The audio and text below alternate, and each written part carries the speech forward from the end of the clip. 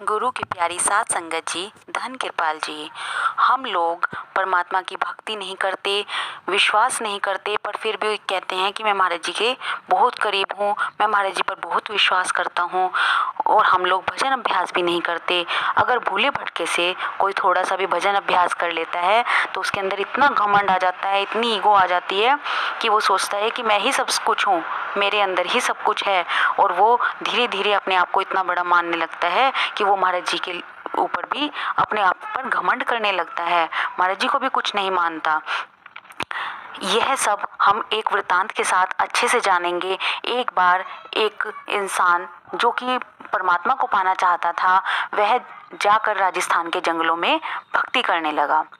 अब वह रात तक बैठता भजन पे, सुबह उठता फिर से बैठ जाता। 2-4 दिन ऐसा ही चलता रहा। उसने कुछ खाया पिया नहीं था। तो क्या देखता है कि जिस वृक्ष के नीचे वो बैठता था वो अनार का वृक्ष था और उस पर अनार आने शुरू हो गए। वह रोज उठता और एक अनार खा लेता, फिर उसके बाद भक्ति करता, फिर उठता, फिर एक अनार खा लेता। उसको रोज का एक अनार मिलता। लेकिन अब उसको प्यास लगी, वह थोड़ी दूर पर गया तो वहां उसने देखा एक छोटा सा तालाब था। उसने उस तालाब से पानी पिया और उसको तृप्ति मिल गई। वह सुबह उठता, भजन पे बैठता, उसके बाद अपना अनार खाता और उसके बाद पानी पीता, उसकी तृप्ति हो जाती। ऐसे ही करते करते उस व्यक्ति का मृत्यु का समय आ गया। उस व्यक्ति ने पूरा जीवन इसी तरीके से व्यतीत किया, भजन अभ्यास करते हुए, अनार खाकर और पानी पीकर। जब उसका मृत्यु का समय आता है तो वह ऊपर परमात्मा के पास जाता है। तो महाराज जी उससे पूछते हैं कि तुम्हारा जो भी हिसाब किताब है वो किया जाए या तुम्हें परमात्मा के रहमो करम से बख्श दिया जाए। अब वह इंसान कहीं ना कहीं, हमारे अंदर ईगो आ ही जाती है कि इतनी सारी उम्र भक्ति की है तब भी परमात्मा मुझसे बोल रहे हैं कि क्या परमात्मा के रहमो करम से बख्श दिया जाए, मैं ऐसा क्यों करूं, तो क्यों ना मैं अपनी भक्ति का हिसाब ही मांग लूं।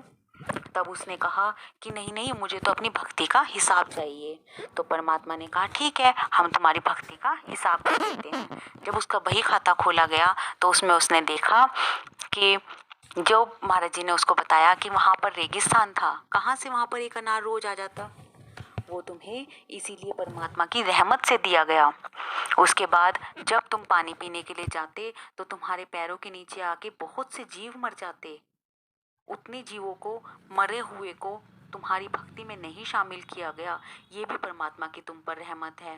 और रेगिस्तान में पानी मिलना, ये परमात्मा की कितनी बड़ी रहमत है। ये सब परमात्मा ने तुम्हारे साथ किया है।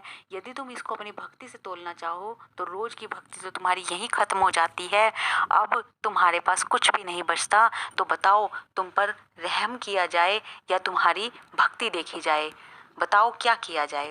वह इंसान शर्मिंदा होकर नीचे नजरें कर कर बैठ गया और कहने लगा, हे परमात्मा, मुझे अपने रहमो करम से बख्श दीजिए।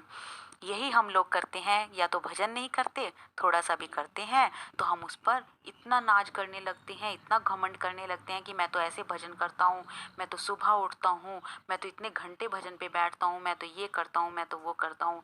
पर उसके पीछे जो परमात्मा की रहमत चल रही होती है, हम उसको भूल ही जाते हैं। हम ये देखना ही भूल जाते हैं कि उसकी वजह से हमें क्या कुछ मिल रहा है। हमें परमात्मा सब कुछ दे रहे हैं, हमारे अंदर हिम्मत नहीं कि हम 2 पल भी भजन पे बैठ सकें।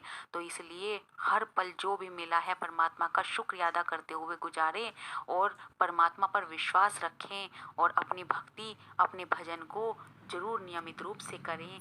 Thank you.